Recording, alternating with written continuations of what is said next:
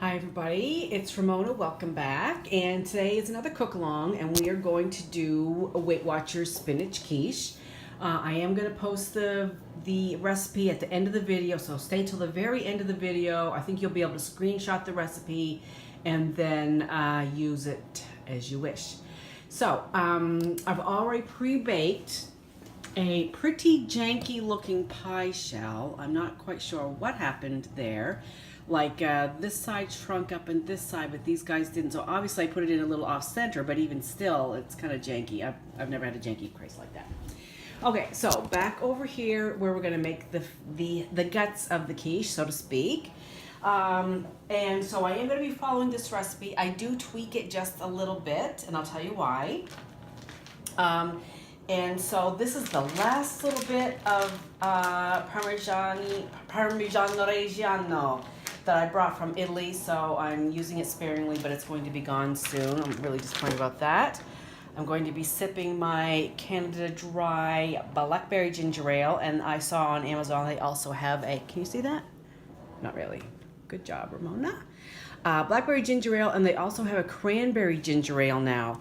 Now, I don't drink a lot of soda anymore since my surgery. Bubbles really irritate my sleeve, so but I every now and then I like a nice sippy fizzy drink, and so that's what I choose. Okay, so let's get started. So pie crust we've done.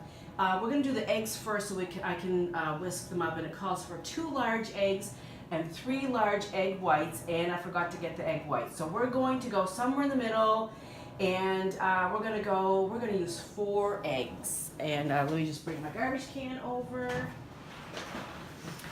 And we are quickly going, and I'm gonna use this bowl because it has a pour spout, which is really convenient for pouring it into the pie crust, the janky pie crust. So I've made this many a time. I've been making it for a long time, like before surgery, when I went to Weight Watchers off and on many times as well.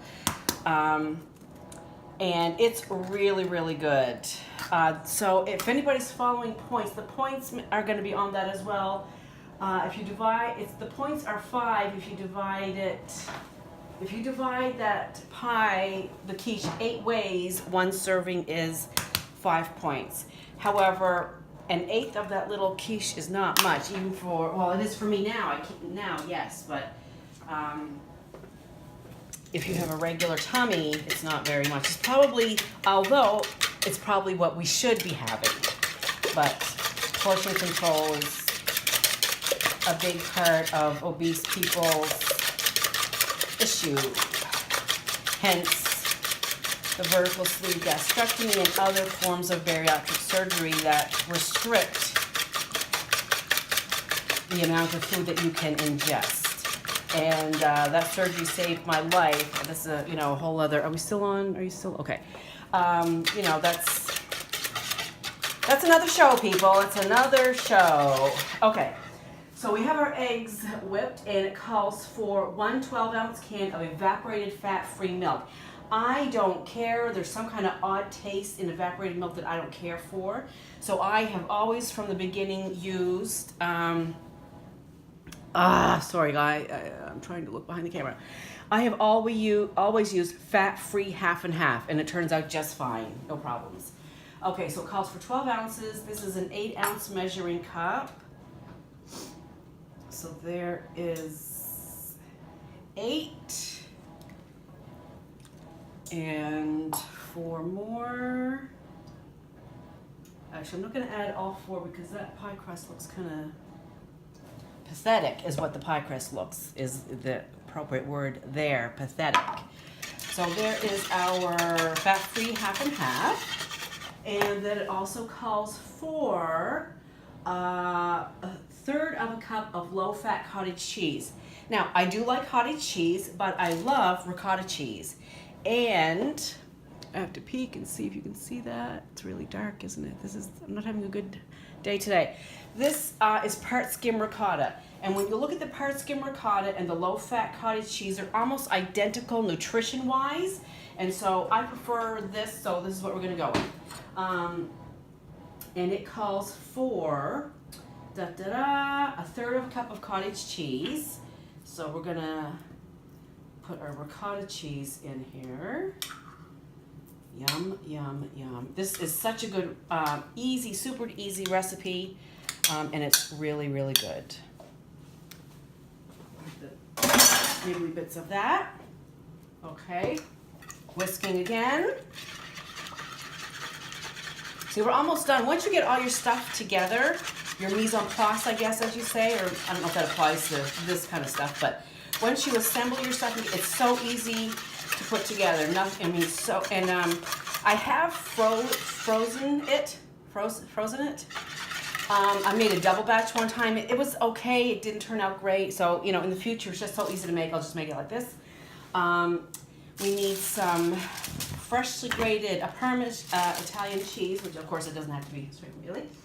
It calls for a quarter of a cup of Parmesan, and this is a Texas quarter cup. Everything is a little bit bigger in Texas. Whisking again, whisking, whisking. And pepper. And pepper. And I guess if you don't like pepper, you can probably leave it out. I kind of like pepper. That's it, done. So now we just have to put it in the pie. Make sure I got everything. Yes, yes. I didn't put salt in because I don't usually put salt in stuff.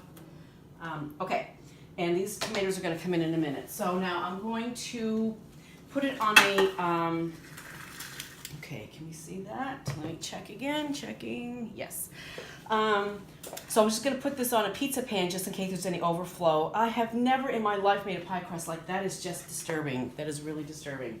Okay, now, nightmares about the janky pie crust. Okay, so I've already defrosted a box of frozen chopped spinach, and make sure you really wring it out and get the moisture out, and just sprinkle, sprinkle, sprinkle all around. Doesn't have to be perfect.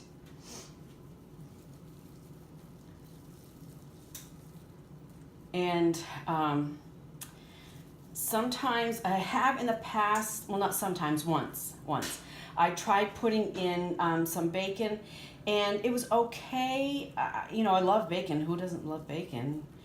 I'm sure there's somebody out there that doesn't love bacon, but it just, I don't know, because of the texture of this particular Weight Watchers recipe, it really kind of made it kind of mushy, I guess. The texture didn't turn out right with the bacon. All right, so that's that. We're just going to give this another stir. Are we still on camera? Yep, okay. All right, so then we just pour this in.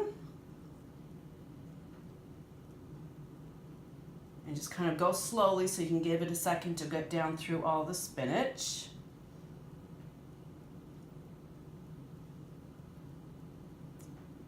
And it won't take all of it. What a shame. All right, we'll stop there.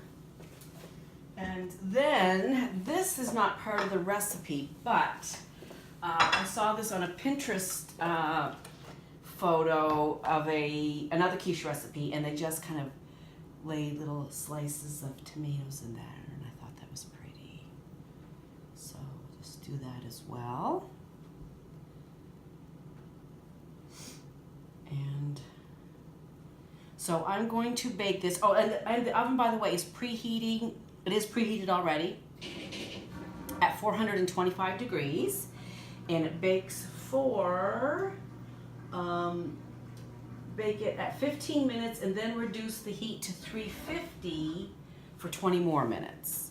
So, because you don't want the crust to burn, but you do want the, you know, the custard, the quiche business to cook all the way through. And this is really good. I take this to work a lot because it, you know, I can keep it in the fridge for, you know, several days and just cut off a piece and take it to work. Okay. All right, there we go. There's our spinach and tomato quiche, Weight Watchers quiche. So I'm going to pop this in the oven, and then I'm going to come back later on when it's all done out of the oven, and we will have a reveal. So I will see you later. Bye-bye. Hey guys, we're back. The quiche has cooked. Baked, and I end up baking it about 5 minutes longer than what it called for. It was still a little bit wobbly on the inside, And now it's been resting for about 30 minutes because I didn't want it to kind of all mush out. Hopefully it won't. Should be set by at this point. Looks pretty, except for the janky crust. Looks a little dark. Now, next time, I don't know that I would do the tomatoes. They are kind of pretty, but I think it added a little extra moisture. When I took it out of the oven, it was a little wet on the top.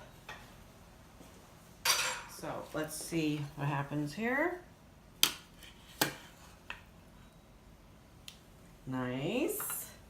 It's holding together nice, but it's not overcooked. It's just, I think it turned out pretty good. So that is the Weight Watchers quiche. I'll probably have some fruit right here, some grapefruit slices. And again, I'm going to leave the recipe at the end of the video so you can take a photo of it, and that word escapes me at the present time. This happens more often. Screenshot it. There's a word, screenshot it. And so I really hope you try it. It's really good, super easy to make. And if you need some extra protein, it's a good way to get protein too. So that's it, everybody. Hope everybody has a good night, and I'll see you soon. Bye.